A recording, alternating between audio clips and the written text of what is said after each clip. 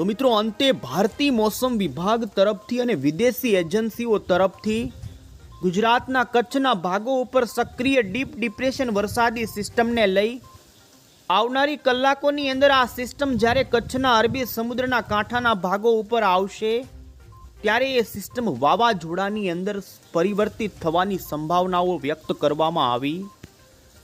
અત્યારે ગુજરાત રાજ્યના કચ્છના ભાગો ઉપર તમે જોઈ શકો છો મિત્રો કે જ્યાં ધોળાવીરા લાગુના વિસ્તારો ઉપર એક તીવ્ર એવી ભયંકર ડીપ ડિપ્રેશન વરસાદી સિસ્ટમ સક્રિય જોવા મળી રહી છે। હવામાન નિષ્ણાંતો પણ મિત્રો ચોંકી ચૂક્યા છે કે ઓગસ્ટ મહિનાની અંદર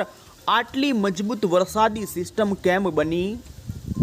અને મિત્રો આજે થઈ છે 29મી ઓગસ્ટ અને ગુરુવાર, અને જો મિત્રો આજે તમે બિનજરૂરી ઘરની બહાર જવાનું નક્કી કરતા હોય તો કેન્સલ કરી દેજો, ને જો